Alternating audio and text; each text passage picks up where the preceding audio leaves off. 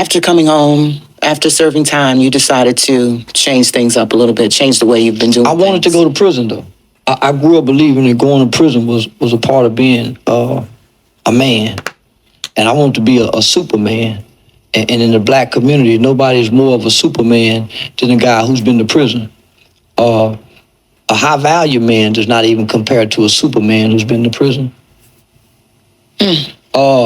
Even now at times, as a 44-year-old, 45-year-old black man who feels somewhat successful, at times I feel like, man, I missed out on something by not going to prison.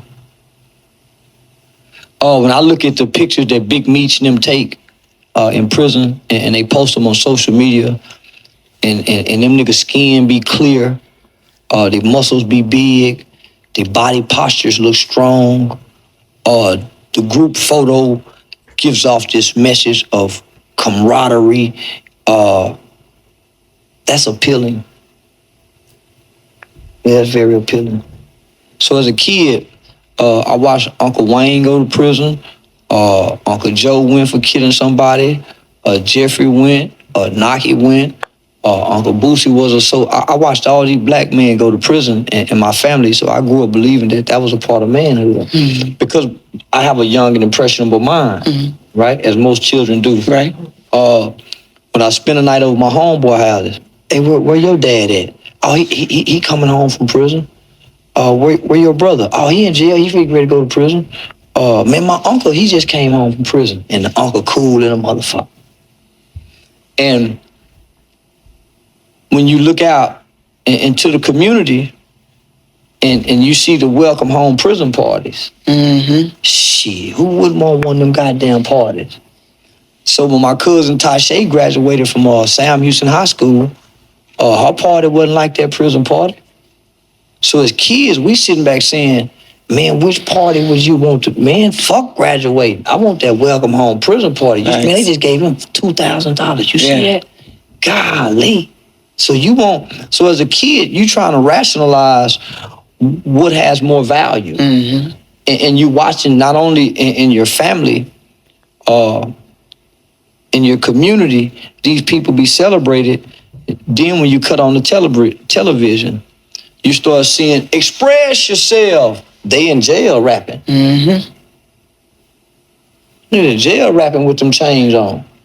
So now this is being propagated and promoted through the culture. When I put my headphones on, I'm mad at mama. I'm listening to it in the headphones. Now it's solidified by words. Faith comes by hearing. I'm seeing it, now I'm hearing it. Not just in my family, at other people's houses, in the community. So gangsterism was propagated and promoted to black children. And we thought it wasn't no other way. If you want to be a man, you got to kill somebody. And even now today, guys who come home from prison, if you've never been to prison, they'll say, man, you couldn't have made it on such and such yard. Mm-hmm. You ain't never been nowhere. I walked the yard, some. So they'll make you feel less than a man because you haven't been. Yeah, so that's the battle between the black males. We in the barbershop talking with nigga, you ain't never been to prison, you couldn't have made it. But you niggas can't make it in life. We can't make it in prison. Y'all made it in prison, but obviously y'all can't make it in life. And so we're diminishing of you guys. So even our kids think, well, man, he's OG such and such. But man, OG can't think out here. He a hell of a nigga in there. Not only when OG come out here, he loses muscles, he loses waves. He only a hell of a nigga in prison. So prison have produced some of the best black men that American society has ever known under any institution. Slavery, school, church, prison. Ain't nobody done black people better than prison. And what makes it even worse is the fact that a lot of black families now don't have that father figure at home. So they never got to see some form of masculinity. They never really got to see some form of authority that they respected, keyword they respected, because a lot of males do not respect the voice of their mother. They respect the voice of a manly figure at home. And unfortunately, most of these manly figures have either run away from the family or in jail. So who are they most likely to listen to? The people in the gangs, the people in the prison. And like he said, when these so-called, men come out of prison, they got waves, they've got muscles, they're bragging about coming out of prison. So now you as a young, impressionable kid, you're seeing that and thinking, yo, I want to go to prison. I want to get those big muscles. I want to be able to get the waves. I want to look good. When the best thing you can have, the best quality you can have is your freedom. But as a young, impressionable kid, you don't know that because you don't have a father figure to teach you, to lead you down the right path, to let you know that, yo, you do not want to be in prison, because a lot of things that these people don't tell you is what happens in prison. Like, a bunch of men, the testosterone is high, who they sleeping with? They ain't gonna tell you that. They're sleeping with each other, because how do you let go of that, tension with other men? But they don't tell you that. They only want to show the beauty of being in prison. I don't think there's any beauty, but yeah, you get discipline, go to the gym, whatever, build your body, whatever, but fam, there's way more negatives than positives when it comes to prison. They produce the best black men. But it's forced. Well, it's not forced. It's by choice. Once you're in prison, it's... No. You chose to break the law. Absolutely. It's by choice. Absolutely. We didn't force you to come here. Absolutely. Half the niggas in prison broke in. Half the niggas in prison broke in. They openly broke the law because they think it was no consequences to it. It's some niggas selling dope from their phone and posting it online. It's some nigga rapping about what they doing in real life, and they really doing this in real life. Mm-hmm. No, they not forcing you to go to jail. I don't know no innocent man that I personally know is innocent in jail. Crazy. Yes, there's always going to be that anomaly of people that were falsely put into prison. But listen to me clearly.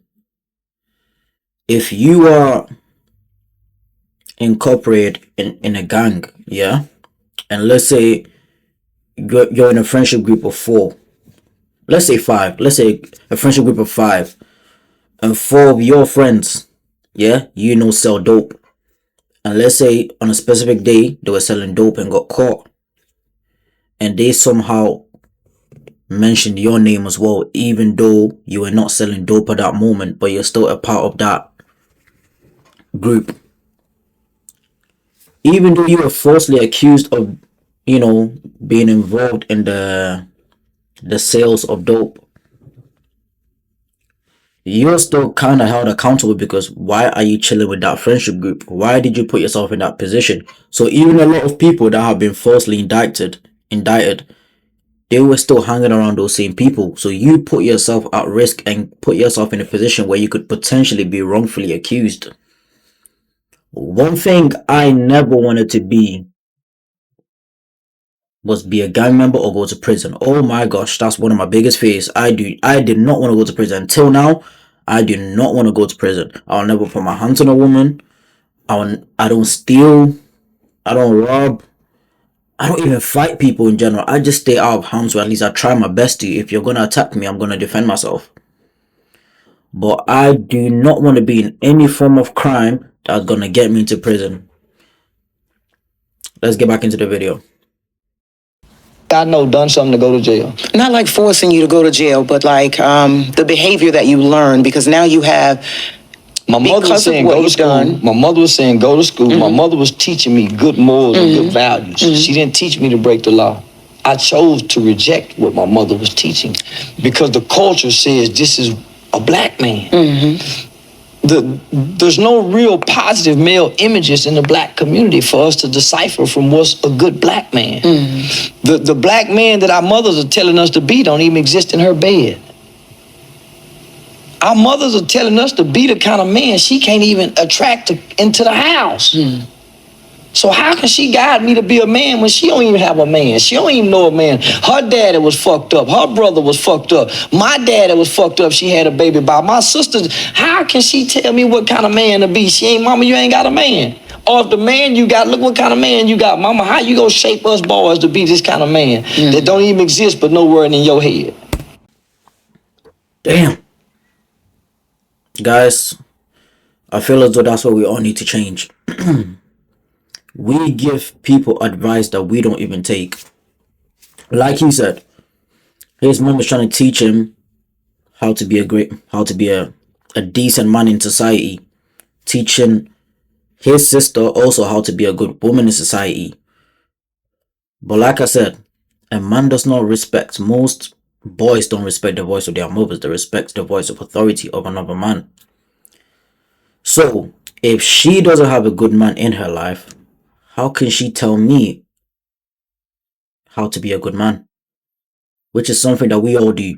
We actually give people the best advice until we are actually in that predicament and we don't take our own advice. Like sometimes I can give my friend the perfect, okay, not say perfect, but the best advice in a relationship, but I don't practice that in my own relationship. It is very important for us to practice what we preach, and I have suffered the consequences of not practicing what I preach in failed relationships, in a lot of decisions that I've made. And if you are not an embodiment of what you preach, if you are not an embodiment of what you preach, you will not be respected by a lot of people, because you are respected when you are a man of honor and you practice what you preach. Because then you just sound like someone that just talks with no results, talks without practicing what he preaches. So guys, That's what's happening to the black boy, trying to listen to his mama become a black man that don't even exist nowhere but in his mother's head. With these unrealistic expectations of a man. and that's how, let me just say, because I used to watch a lot of Red Pill when I was younger, which kind of clouded my judgment in a lot of things, because they will teach you, okay, if you want to get a woman, you need to act like this. You don't have to be yourself. You need to pretend to be something in order to get the girl, which is some form of manipulation. But guess what? When you look at the world, most of these women were not going for good guys. They were not going for the guys that were genuine. They were not going for the guys that were being themselves. So me and most young people with an impressionable mind will see that and think, yeah, these red pill videos they are seeing is definitely facts, because my mom is telling me to be this. But when I look at the real world, it's not working. It's difficult to get a partner being yourself. So you now decide to follow the red pill, to follow all those ideologies, even though there's some truth to it. But there's a lot of deception to it. And a lot of long-term, how do I put it? Long-term, there are a lot of negatives. I'll just say that. There are a lot of negatives. It impacts you when you get older. And it did impact me when I got older. I'm 24 currently, but it did have a lot of effect on me. Now, a lot of people, we know you as being very charismatic and very much opinionated on a lot of subjects, Yes, specifically where you talk about hip hop and hip hop being demonic and pro-death, in which you talked about briefly just a moment ago when you talked about how music is, when you put the headphones on, this is what you hear, this is the lifestyle you're trying to lead. Like, how do you feel that people are, is it entertainment is what I'm asking you? Is this for entertainment? Not anymore. No. If it was entertainment, the beef wouldn't be so personal with the results of death. If this was really entertainment, we wouldn't know about street beefs in the music. We wouldn't be smoking on dead people if this was really entertainment. Nah, this is these are now criminal organizations. Because most of the rappers are tied to some type of street gang that's involved in street violence, where people are dying in between these rap groups. Yeah, guys, I'm gonna end the video right here. From what I gathered from all of this is just the importance of having very prominent male figures in our society, because the people that are highly respected in the black society right now is gangsters and rappers, to be honest. And maybe, the athletes of the world, the American football, basketball, soccer. but not everyone is going to be able to make it in sports. Only a few percentage make it in sport. So who are these young black people going to look up to? Let me know down in the comments what you guys think. Don't forget to like, comment, share, subscribe, and as I always say, stay blessed. Peace.